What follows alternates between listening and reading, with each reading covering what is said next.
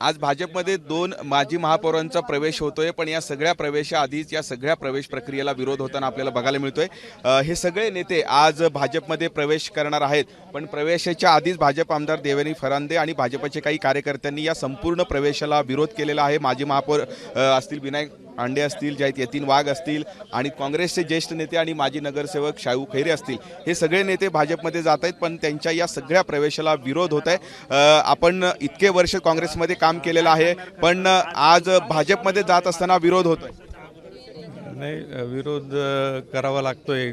जे जुने कार्यकर्ते तर ते त्यांचं बट नॅचरल आहे, त्यांना असं वाटतंच ना का माझ्यासारखं किंवा इतर अनेक वर्ष काम करणारा जो कार्यकर्ता नवीन पक्षामध्ये येतो तर माझ्या सिनियरिटीप्रमाणे याच्याप्रमाणे मला त्यांना न्याय द्यावा लागेल। आणि मग जे जुनं पक्षामध्ये काम करणारे लोक आहेत त्यांना ते वाटणार का बा नवीन खूप मोठ्या प्रमाणात किंवा नवीन जे येत आहेत। तर महाराज, आपण खूप मोठ्या प्रमाणात कार्यकर्त्यांसोबत प्रवेश करण्यासाठी आलात, पण भाजप कार्यालयाच्या काही अंतरापासून आपल्याला पोलिसांनी थांबून ठेवलेलं आहे।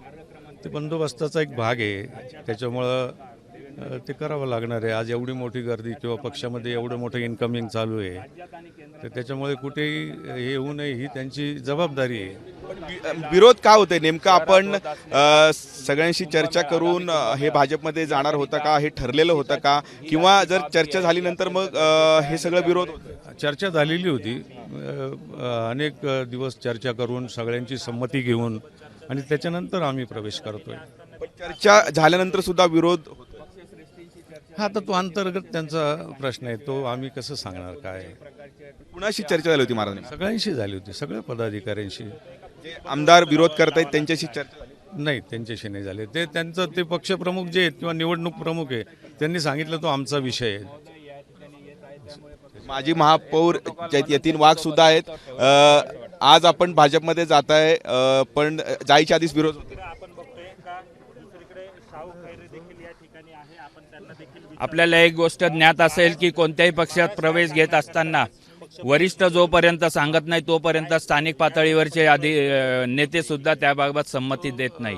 ज्यावेळेस त्यांनी आम्हाला सांगितलं की बा तुम्ही प्रवेशाकरता अशा अशा तारखेला इतक्या इतक्या वाजता या, त्यावेळेस आम्ही या ठिकाणी येण्याचा निर्णय घेतला। आणि निश्चितच हे एकंदरीत आपण जर गेला काही इतिहास बघता या शहरामध्ये सिंहस्थाच्या अनुषंगाने चांगलं काम उभं राहावं अशी आमची मनोमन इच्छा होती। आणि तुम्हाला माहिती असेल की गेल्या सिंहस्थाच्या वेळेस मी महापौर होतो आणि त्या काळात जो 14-15चा सिंहस्थ झाला त्याचं संपूर्ण नियोजन माझ्या कारकिर्दीत झालेलं होतं। आणि त्या अनुषंगाने आता होऊ घातलेल्या सिंहस्थात पण शहर विकासाच्या दृष्टीने अजून काय गोष्टी कायमस्वरूपी करता येतील त्याकरिता आपण विकासाच्या मुद्द्यावरती जात आहे। खरं तर भाजपमध्ये पण जायच्या आधीच विरोध होते। आपण प्रवेशासाठी आलेला आहात, पण भाजपच्या या कार्यालयापासून काही अंतरावरती आपल्याला पोलिसांनी सुद्धा थांबून ठेवलं। या संदर्भात वरिष्ठांनी जे सांगितलं त्याप्रमाणे आम्ही या ठिकाणी आलेलो आहे। निश्चितच याबाबत विरोध करणारे आत्मपरीक्षण करून वरिष्ठांशी चर्चा करून त्याबाबत निर्णय घेतील असं मला वाटतं। तर अशा पद्धतीची सगळी परिस्थिती आपल्याला नाशिक भाजप कार्यालयाच्या बाहेर हे बघायला मिळतोय। हे सगळे जे लोक आहेत ते प्रवेश करण्यासाठी आलेले आहेत, पण नाशिक पोलीस भाजप कार्यालयाच्या काही अंतरावरतीच यांना थांबून ठेवलेलं आहे। अशा पद्धतीची परिस्थिती आपल्याला संपूर्ण या भाजप कार्यालयाच्या समोर हे बघायला मिळतोय। अतिशय सगळे नाट्यमय घडामोडी घडत आहेत। खूप मोठ्या प्रमाणात बंदोबस्त जो आहे तो या संपूर्ण भाजप कार्यालयाच्या बाहेर तैनात करण्यात आलेला आहे। दोन माजी महापौर आहेत, त्याच पद्धतीने काही नगरसेवक आहेत, हे आज भाजपमध्ये जात आहेत। पण हे सगळा प्रवेश जो आहे तो बंदोबस्तामध्ये होतो का, अशा पद्धतीची चर्चा आता सुरू झालेली आहे। इकडे जे सगळे लोक आहेत ते प्रवेश करण्यासाठी आलेले आहेत।